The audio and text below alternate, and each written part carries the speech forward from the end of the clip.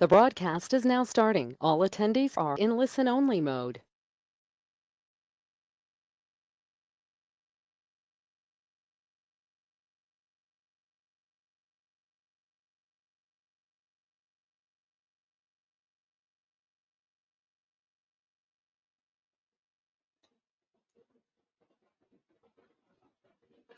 Hi, this is Eric with BobCAD Tech Support. I see that currently the only one in here is Charles. How's it going today, Charles? Let me know in the questions box. Make sure you're able to hear me there. And I'm going to wait a couple minutes just to see if anyone else will be joining us today. We'll be viewing version 10 BobCAM for SolidWorks milling, 2-axis milling in here. So the Mill Express package today. We'll be looking at milling, laser plasma, and water jet as well.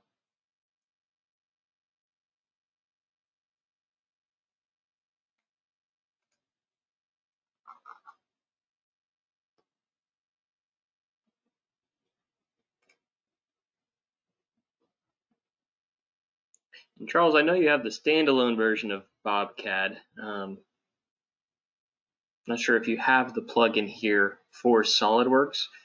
So again, let me know if you're able to hear me in the chats, and also let me know, make sure that you'll be viewing this here for SolidWorks. Make sure you've got that plugin to be able to follow along.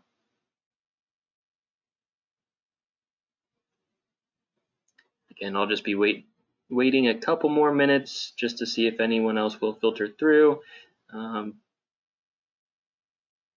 Then we'll get started here.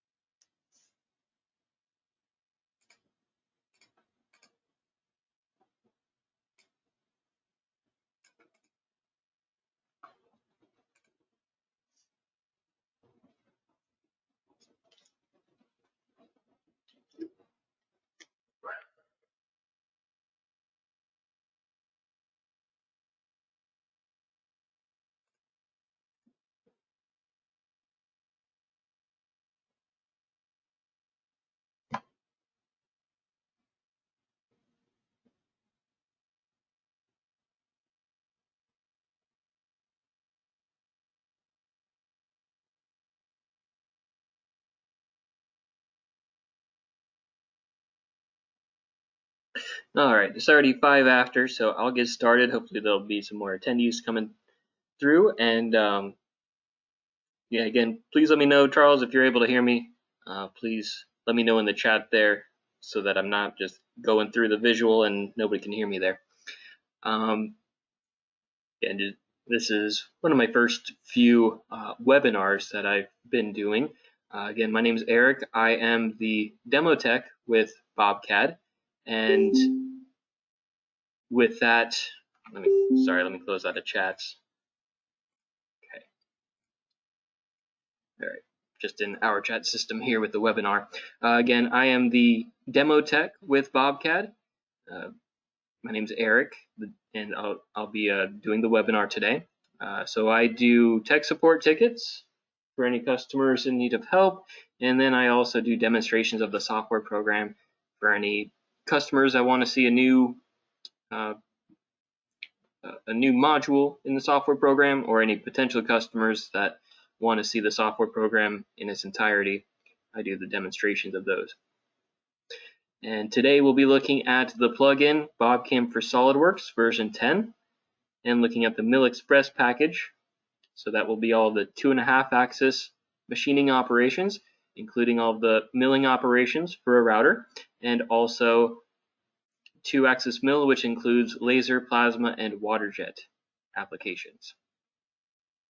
And so first you can see I've already got a milling job set up for this part file.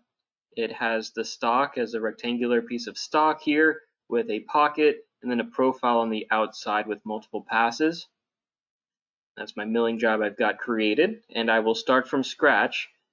First, I'll blank this out by going to our CAM tree. This loads in just like you have your feature tree here in SolidWorks. You go to the different trees, over to the CAM tree, for BobCAM. That loads in. Open that up, and you have your where I can blank the milling job that I've created. I can hit post no, so it won't simulate or post the G code for this milling job. So I'm just going to blank that out now and start from scratch, starting with the milling job that I created here.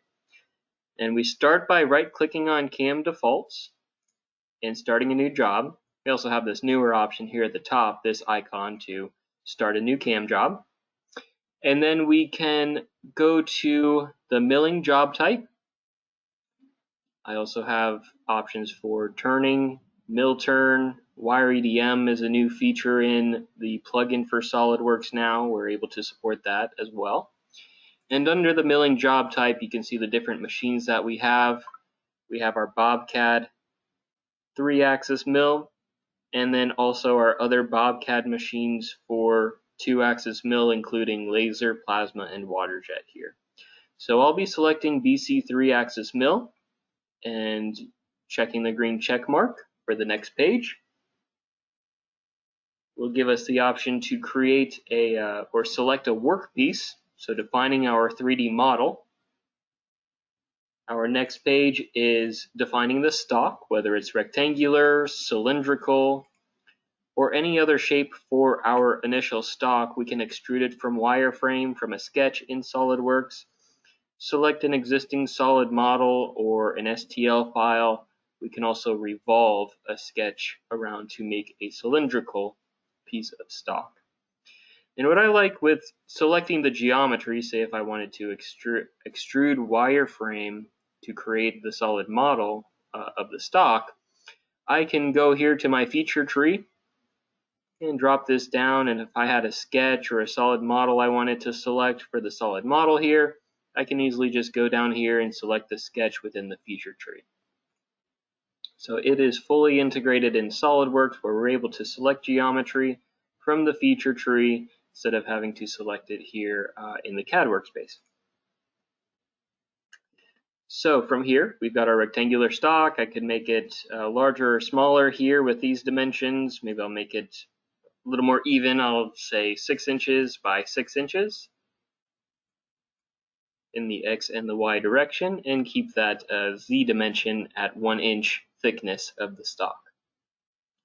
Then I'll go to the next page here, and we have our machine setup. This is where we're defining our machine 0. So if I'm touching the tool off at this bottom left corner of the stock, I would click on this corner, and that would be our work offset, G54, for the first operation there. I'm touching the tool if I'm touching the tool off, or all of my tools off at the top left corner of the stock, I would click on that corner, and that would be XYZ0 in the G code for our G54 work offset, or whichever work offset you're using. To predefine the work offset number here, number 1 is G54, 2 is G55, 56, and so on. If you're setting different work offsets, if you're just setting a standard one, you can just leave that at 0. So we hit the green check mark here to finalize everything. And from the machine setup, you know what, I will actually delete that milling job that I had. So I'll just highlight that previous one I had, hit delete on my keyboard, and yes, I want to delete that item. So now we're starting we're starting fresh with the stock that I just defined, the machine setup that I just defined, and then I will right click on the machine setup here in the CAM tree and go to my different milling operations. We offer drilling and tapping operations, counterbore operations, mill 2-axis, mill 3-axis, 4 and 5-axis operations here as well. Again, we're just going through the mill 2-axis operations here today. So I'll select mill 2-axis, select geometry. So I'll select the geometry for my pocket here, and then click OK. Then I'll hit next for the next page to go down. And we can click on different pages here if we want to skip ahead to maybe defining the finish tool. I can go all the way down to that page if I want to, or go back to my page I was just on, which was that feature page, defining the top of feature and defining the total depth of the operation, I can pick the bottom edge of the solid model, or I can manually determine what the total depth will be there if I want to type it in. My next page, I have my different machining strategy options. We have profile. Here are available operations: profile rough end, profile finish, pocket, facing, engraving, chamfer mill, and corner rounding. We also have plunge rough, which is basically like drilling into the stock with a flat end mill, just plunging right down in to rough out the stock in that manner. And then also drag knife, we're able to support vinyl cutting machines with this operation. So we'd be doing a profile cut with a vinyl cutting machine as well. We have that setting. What I will be doing first will be the pocket and profile finish on the inside. So with our default strategies, if I select pocket, it already gives me a pocket and a profile finish. If I didn't want to do a profile finish pass, I can highlight it and delete it here. I can also add operations in here. So if I wanted to do, say, another profile finish, I can add that operation in and sort the operations here, up or move it down. And then again, I can delete that one if I don't want it. So again, we've got our pocket and profile finish for our current operations. And if I want to add any operations in our current operations list, I can add them from our available operations list.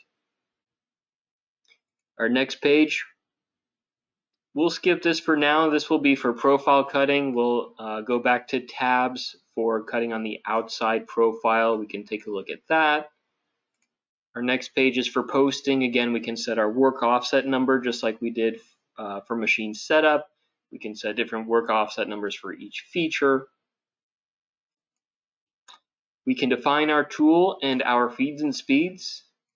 We can go into our tool library by going to tool crib and then clicking add from tool library. In the tool crib here is all of the tools that are being utilized in all of our operations under the CAM tree. I'll go to add from tool library. And I can sort by diameter here by just clicking on diameter and looking at all of the tools that we have currently provided in the tool library. I can add or delete tools. I can also modify a tool by double clicking on one of them and changing the diameter, the corner radius, and any other settings there. I can set up my own feeds and speeds for each tool, or I can use system feeds and speeds. And I'm going to back out to show you what that means. Using system feeds and speeds, we'll calculate everything based off of the material I have for my stock. So if I go to my stock and expand that option, and I double click on this material type, it will bring up the material library where I can change the material type that I'm using for my stock. You can see here we have carbon steel, aluminum, different types of plastic here where we can select one of them. I'm going to go to aluminum here and select one. And we have feeds and speeds for each material type set up. Now we always recommend to our customers that you contact your tooling manufacturer to make sure that every every feed and speed in the material library is set up correctly for your specific tools to make sure that there's not going to be any breaking of tools involved there. So I'll go back to that operation that that feature and go to mill to axis, select geometry. Next page is my total depth will be 1 inch. My next page will be the pocket and the profile finish. Tabs, posting, tool. You can see that the feeds and speeds are updated here based on the material that I'm using, which is cast aluminum. If I uncheck that box, use system feeds and speeds, I can manually change the feeds and speeds. Say if I want it, instead of 89, maybe I could do 100 inches per minute cutting feed rate. Change the plunge down to maybe 50 inches per minute. Change the spindle RPM, all those settings here. Then we have some different cut patterns. In the standard pocket, we have a parallel where I can zig or zigzag inside of the pocket. Offset pocket out, where I can start from the center and work my way out. Offset pocket in, where I can start from the outside. And every step over, I'm offsetting for the tool to step over and going in towards the center of the pocket. Then in our advanced pockets, we have those options as well. And we also have our high-speed machining options. Now these are only in the, if you have Mill 3-Axis Pro. The Mill Express does not offer the high-speed machining options. You would have to upgrade to a 3-axis package there for these high-speed machining options. And they include more spiral, where the tool will start at the center, continually spiral outward. So that will save us time. Instead of stepping over each time, it will be continually spiraling and keeping constant tool engagement the whole time while machining. Same with the adaptive roughing, where the tool will start at the center, continually spiral its way out. If it's going in one direction, gets to a wall, it will wrap it to the next location, giving us our what's called tricoidal milling. In other CAM software programs, this operation type is called dynamic roughing or dynamic machining. It is the same toolpath type here with our adaptive roughing. We have a step over option, so we're going to be moving over 50% of the tool every pass there. One-way cutting, which will wrap it to the next location, or not one way, where it will go back and forth inside the pocket there. We also have a rest roughing option, which is similar, which is included with the advanced pockets here, the high-speed machining options. And the rest roughing is if we had a previous roughing operation and we used a different tool, a larger tool, we can tell the software the previous tool diameter and the corner radius of that tool. The software will calculate any areas the previous tool could not fit into, like say maybe in these tight corners where this tool could fit into, and only calculate that tool path. So it will essentially start right where we left off from the previous operation and avoid any air cutting with this operation. Our next page is where we set our side allowance. So we're leaving 10 thou for a finish pass to clean up on the sides. A bottom allowance if we want to leave a certain amount of material at the bottom of this pocket for the finish pass to clean up. And then if we want to do one single step down or multiple steps down. And I'm going to do multiple steps down, and we're going to go 1/4 of an inch for each pass, giving us 4 number of cuts. So every 1/4 of an inch we're going down, pocketing out, and then going down to the next level and pocketing out. And that is what our 2.5 axis machining is. It's not 3-axis simultaneous. Those are our 3-axis toolpaths. Our 2-axis, our mill 2-axis features are where the tool, you can see here the start point in this example, the tool will start here, go down in Z, move in X and Y, and then go back to that location, and then move down in Z to next do our X and Y moves. It's not going to move in X, Y, and Z simultaneously. That would be the 3-axis milling. Then our next page, we have our entry options if we want to plunge, ramp, spiral into the material, entering into the stock. Maybe we'll do spiral. It's better than plunging right down into the stock. We'll be using the side of the cutter to angle our way down into the stock there. If we're doing multiple pockets at a time, we can set the closest sorting order. If we need to manually sort it, maybe there's some kind of obstruction here I want to avoid, some kind of clamp or something, I can manually sort how we're machining the pockets. Maybe do this one, select this one first, select this one, then go around so that we can avoid this location there. We can also sort by an X direction, the Y direction, or a custom direction at a certain angle. Then our next page, links, linking for each step over. We don't have any different options for this operation. We have our advanced feed rates. If we are not able to set a rapid rate at the controller, we can change the rapid moves to feed moves in the G-code so that we can set that rate. And when we're linking between groups of geometry, we can change the feed rate for that as well to speed up that process. Last option in this advanced feed rates, we have an adaptive feed rate option where I can set the minimum and maximum feed rate. When the tool is getting into larger material at a time, like into these corners here on the inside, the software can calculate how slow the tool needs to move to keep a constant chip load, and that can reduce chattering at the machine. So you just set a smaller feed rate percentage there. We're going at 100 inches per minute. I set this to 10%, and it can, the software will calculate how slow we need to go. It could calculate it all the way down to 10%, 10 inches per minute, to keep a constant chip load. Our last page here for this operation, the pocket, is our MDI page, and this is where we can set various G&M codes however we need to before or after a tool change or after an operation. Now this used to be only with mill turn because there were different various G&M codes we needed to add for that. Say if we needed to program for a part transfer from one spindle to another, program for a part catcher, program for a tailstock for a lathe. We can add those various G&M codes in the G code, and now we can add anything like that here if we need to change a feed rate, if we need to add any type of variables there, change the work offset.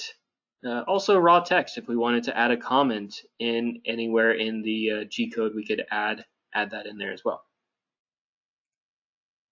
Our next page, where we're setting our finish tool.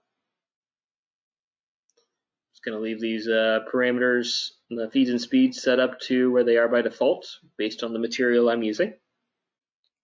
Next page, our compensation, whether we're compensating on the left or the right side of the path, giving us our climb mill or conventional milling options.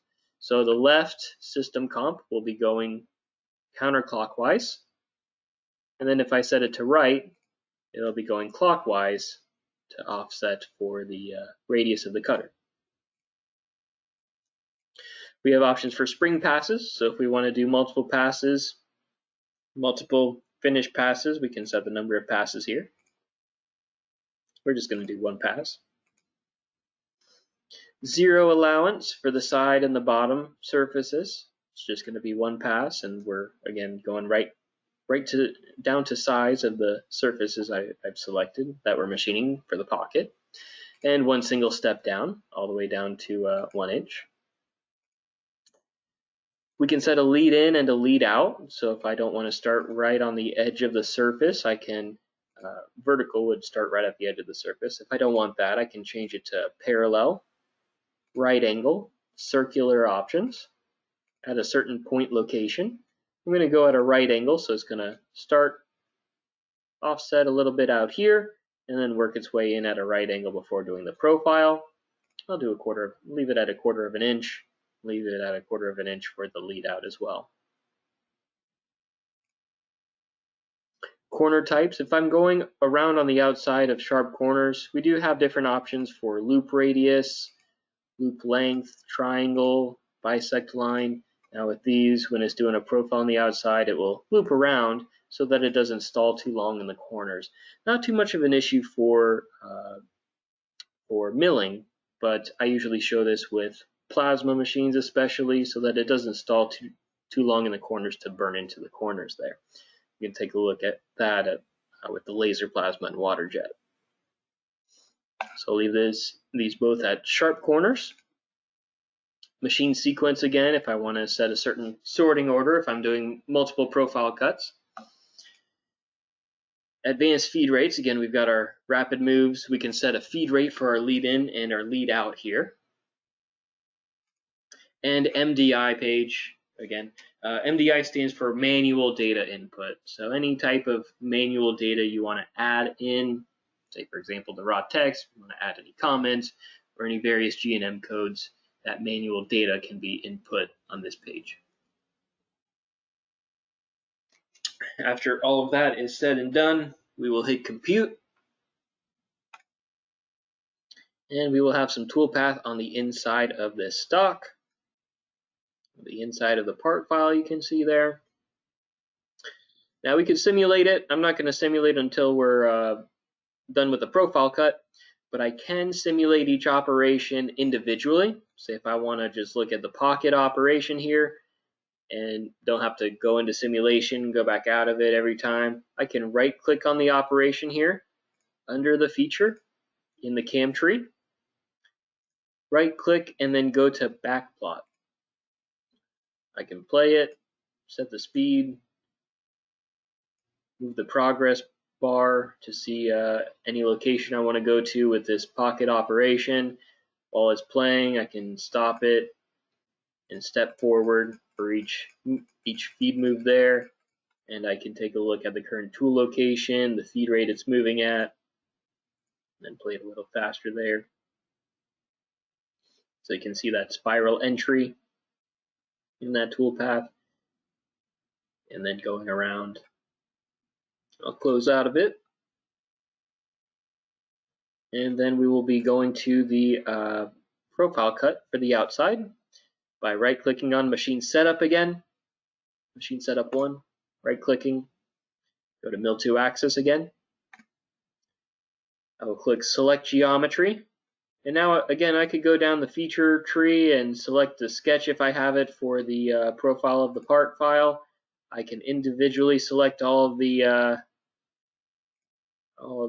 edges here of the surface or all of the entities of the sketch.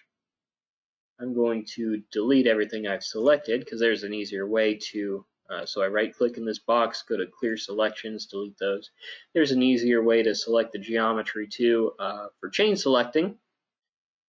Just like you would chain select in SolidWorks, you can hold shift and click on an entity. It'll chain select the whole chain, the whole closed geometry loop. Some other options in SolidWorks, it's similar to that, where you can right click on a surface edge and it will give you an option for selecting the tangency. So everything tangent to what I just selected with that arc will chain select.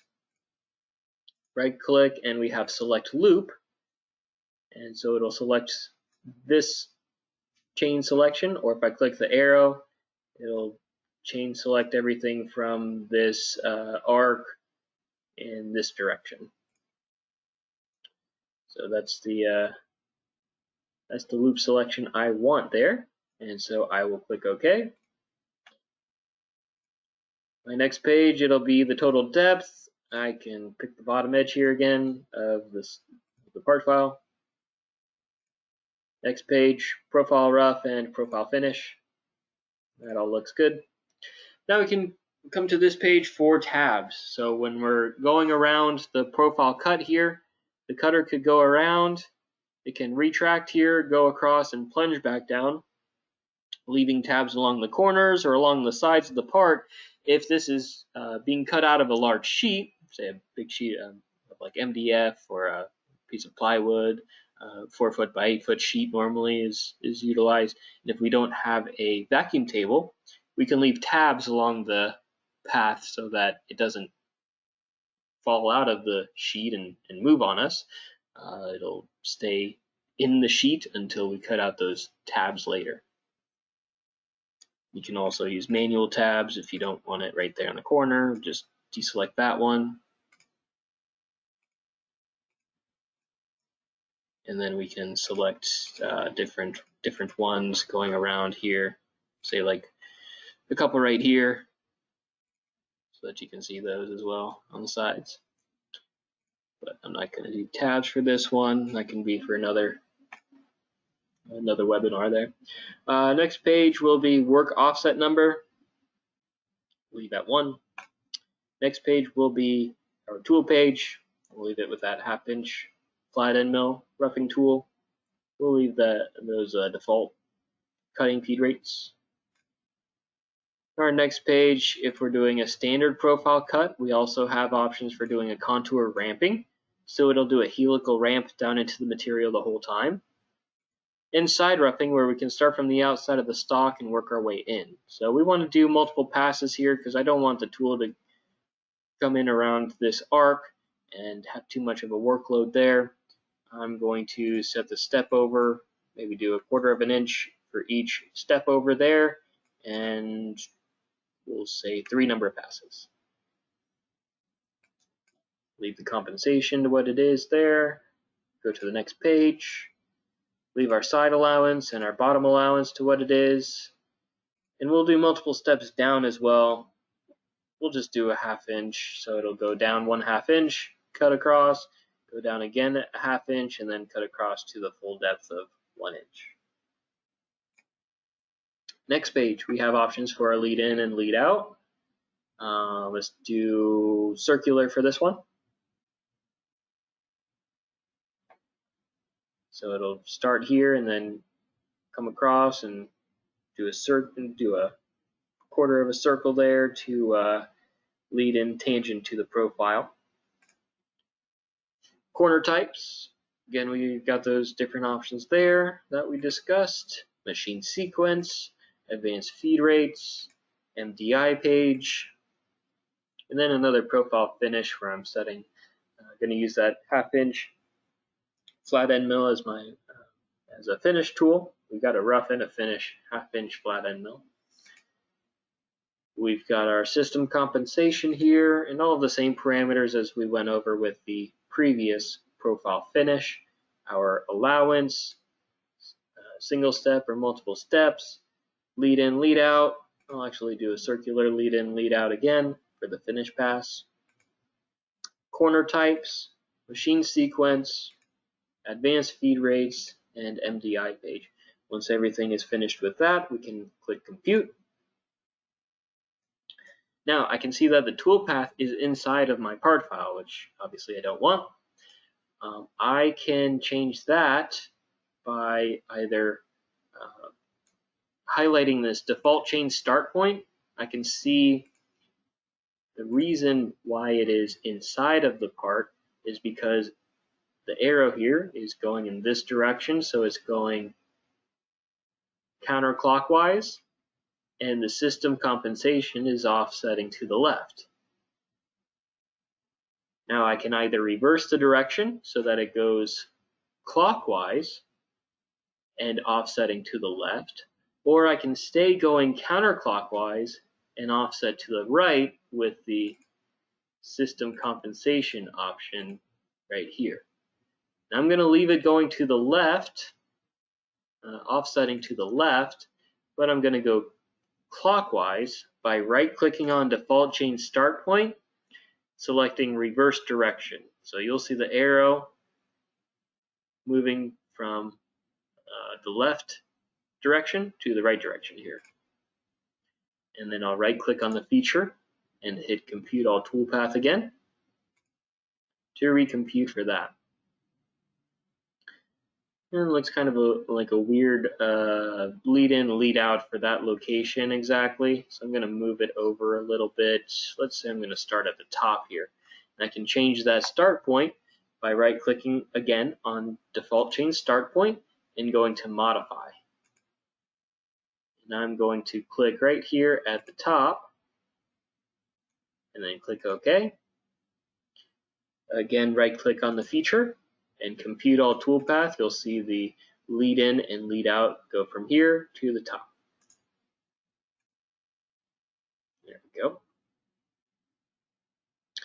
Now we can, what do we do next? I think it's time for simulation. And we'll do that by either right-clicking on milling job and going to simulation right here. We also have a small simulation button right here at the top. Actually, we have a larger simulation button here at the very top. So a bunch of different options we've got in there for selecting that. To open simulation,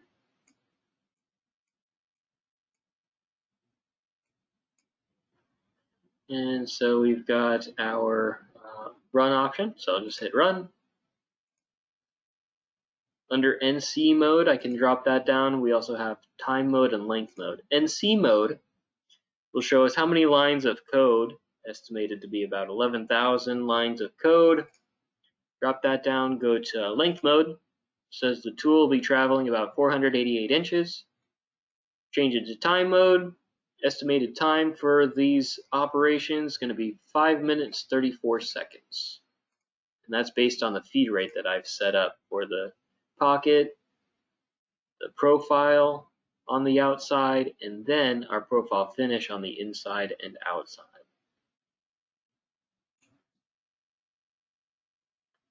Now if I want it to do the pocket and then the profile finish on the inside, then the profile rough on the outside and profile finish on the outside sorted that way, I can do that by closing out of simulation and going to my operation tree down here at the bottom of my CAM tree. And you can see here's the pocket operation. Here's the profile rough next, the profile finish, and then the profile finish. So this is the first profile finish. You can see it's highlighted here for the pocket. I can move this up by clicking the up arrow once, and now it's sorted in the way that I want to, where I want the pocket, then the profile finish on the inside, then the profile rough, and then the profile finish on the outside. Go back to my CAM tree, and then simulate again. Make sure everything looks good with the order of operations.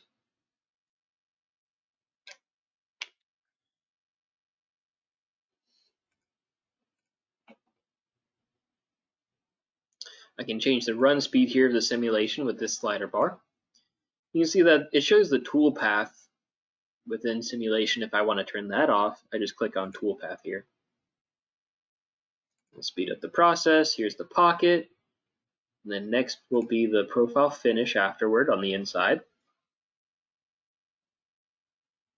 You can see it's doing a step over of 50% of the tool for each pass spiraling around there. And it's stepping down 1/4 of an inch each time. There's another 1/4 of an inch down to the full depth of 1 inch. And then the profile finish, then the profile rough starting from the outside. You can see it does 100% of the tool engagement here at the corner still. So maybe I will do one more step over pass. I'll add that in for the profile rough. What's even more important is getting down to the cut to size for the part file. And to determine that, I can go here to this analysis page. And so here's this analysis tab at the bottom. I click on the drop down and select deviation. Now let's see, change it to auto. I'll refresh, where it will show different colors of the stock depending on how much material is still remaining.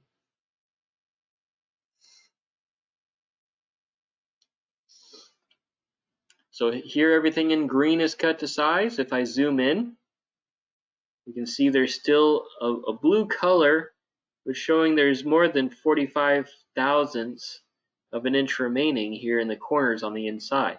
So the tool is too large to fit into these corners to cut it to size. So I want to use a smaller tool, at least for the finish pass, to clean this up.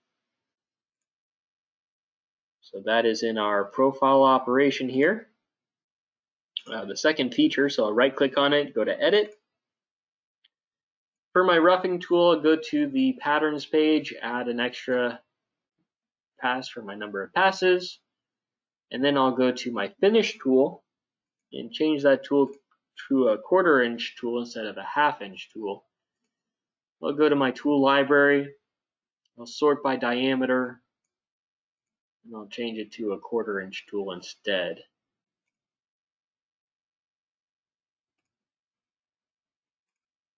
Then hit compute. Then go back to simulation.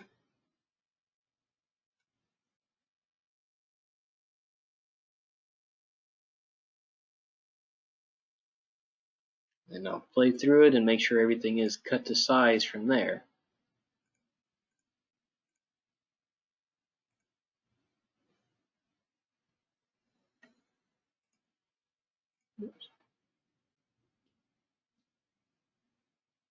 So here we have some red. It's showing that the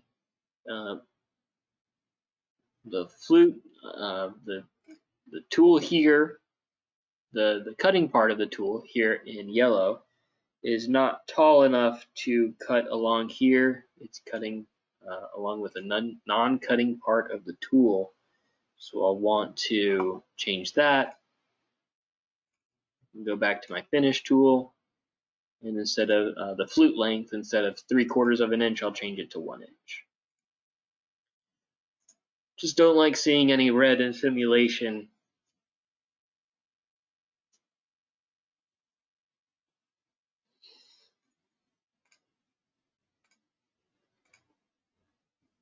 And so when I breeze through it here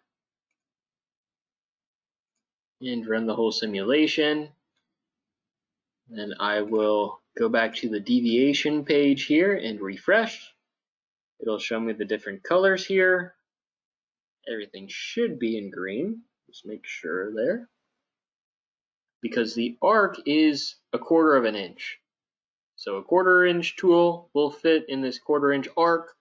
1/2 inch tool will be too large to fit in there, so that's why I needed to change to a smaller tool with that last profile cut. Everything is cut to size, so we will close out a simulation.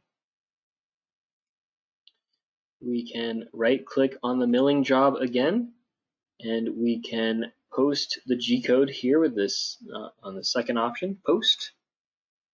It will generate the G-code here, where I can right-click and save it onto a flash drive to send it over to the controller. I can save it on my computer, save it on a flash drive, save it to a network to send to the controller, and then I can also send to the controller through a cable with an RS-232 cable by right-clicking on the window and going to our NC editor.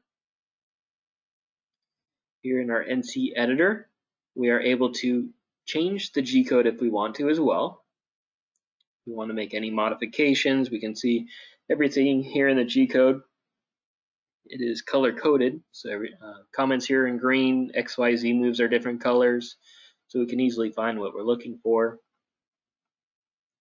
And then up at the top here, we can go to Tools, and then Start DNC Transfer. We set the port number that the cable is plugged into my computer, set the baud rate and all of those other settings that the machine needs to send or receive G-code from the CNC machine. And that is about it with the milling operations that we're going over today in the mill 2-axis features. Please let me know if you guys have any questions with what we went over today with mill 2-axis. And we'll also be looking at laser, plasma, and water jet with this part file. So I'll delete that milling job that I just did for the mill, and I'll go through laser, plasma, water jet as well here with this part file. Say we want to do a profile on the inside and a profile on the outside. We'll do it for plasma, but you can also follow along if it's for a laser or a water jet cutter as well.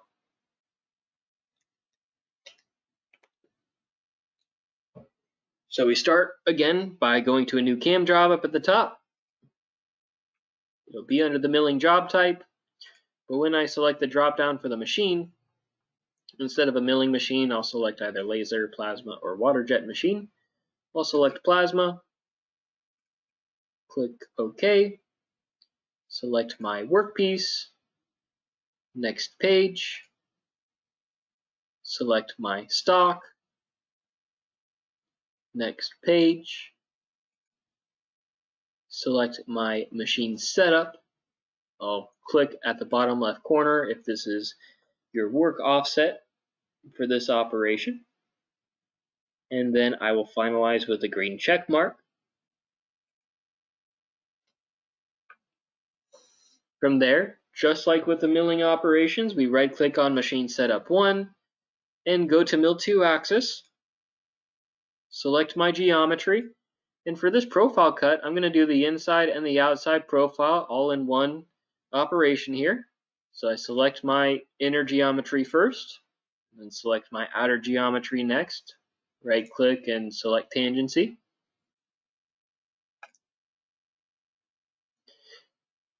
And the software will understand to do the inner profile cut first, then the outer profile cut after. Click OK. Next, we have a total depth of 1 inch.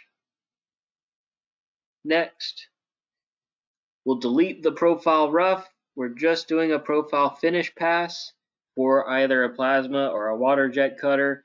If you're using a laser engraver, you wouldn't be using this because you're not offsetting. If you're doing engraving, you would just be doing an engraving operation.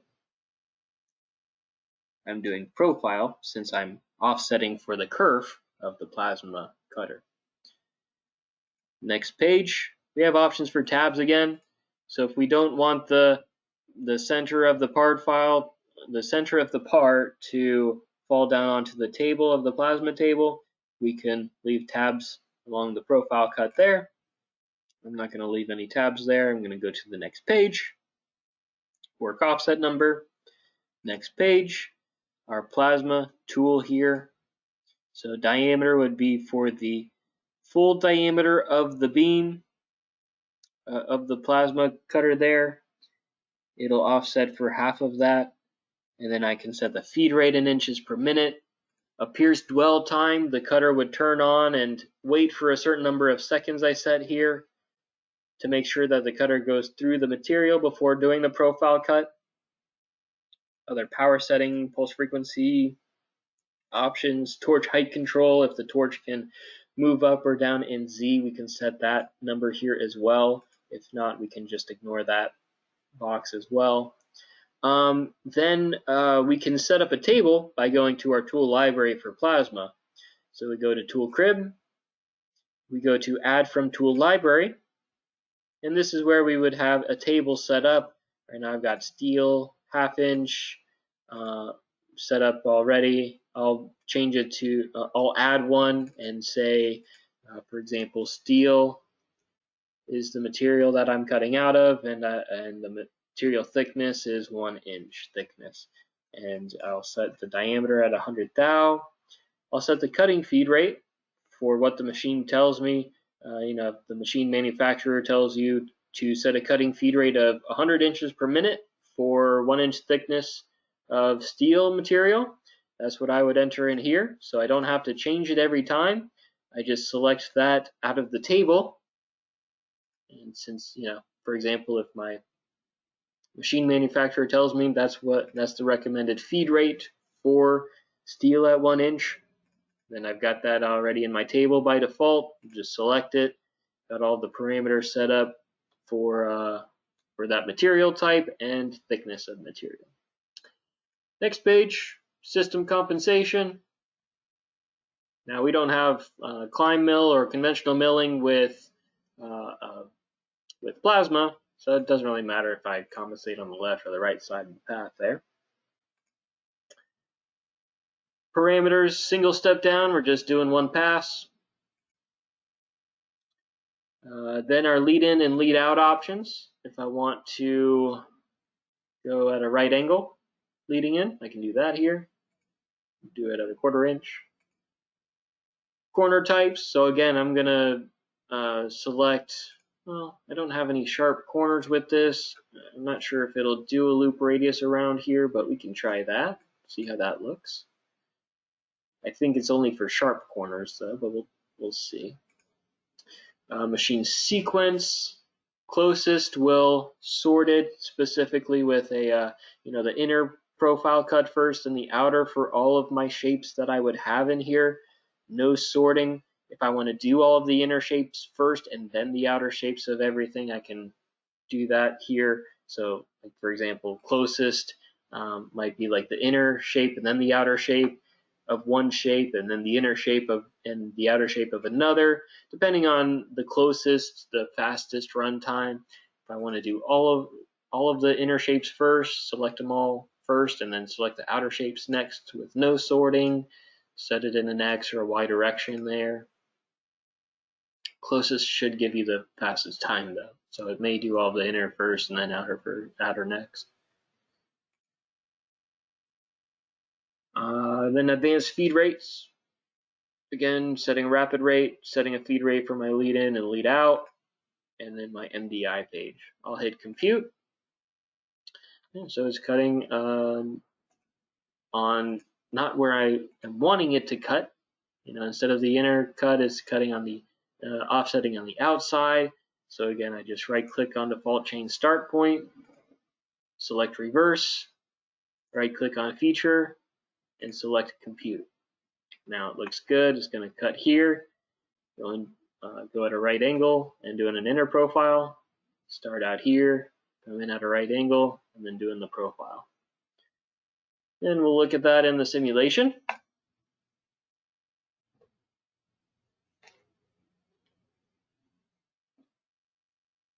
Based on the feed rate of 100 inches per minute, it says it will only take 22 seconds to do the inner and profile cut.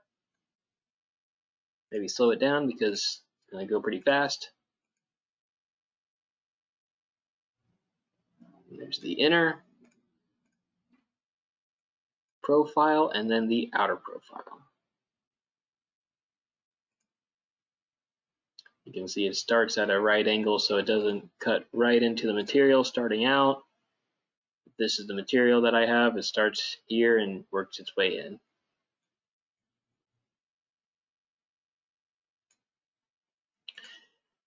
Again, we can go into the deviation report.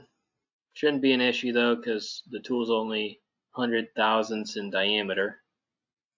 The plasma cutter is a lot smaller than the milling tools that I was using. But I'll go back, click on the analysis tab, drop down to select deviation and then refresh there to select that.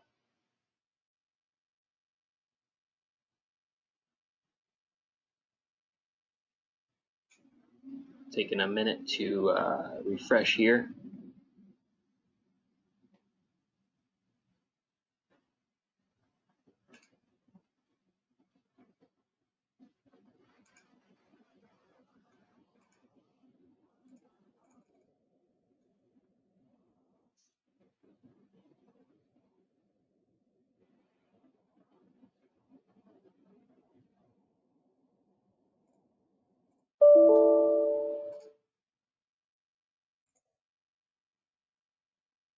We'll close out of simulation here.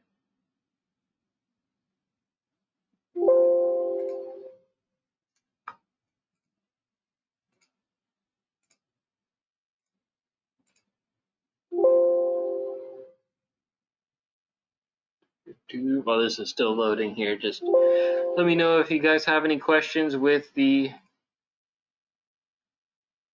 of the simulation or anything like that.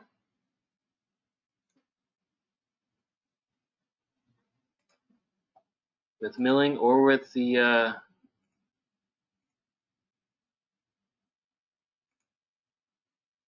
plasma here.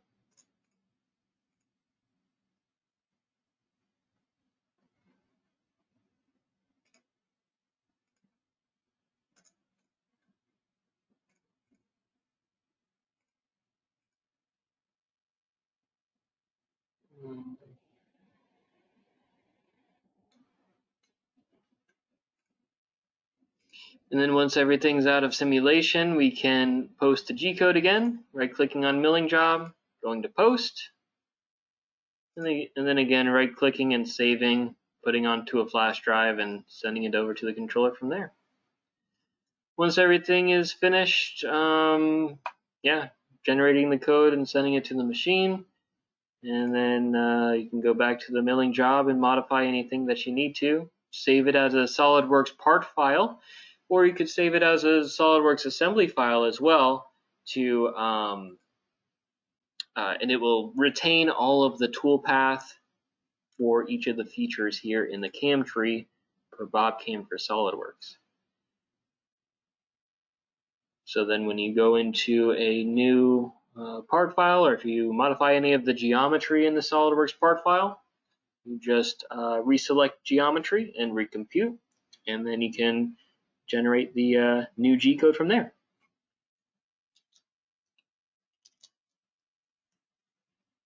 Please let me know if you guys have any questions here in the chat.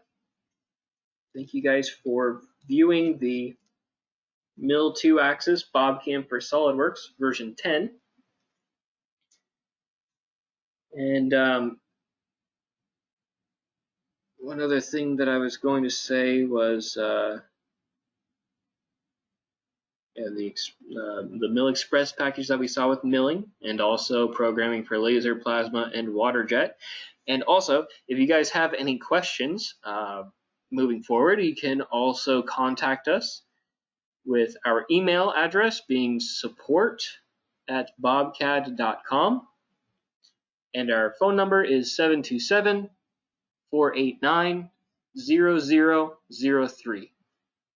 Again, my name's Eric with BobCAD-CAM, and thank you guys again for viewing the webinar today. Have a great day.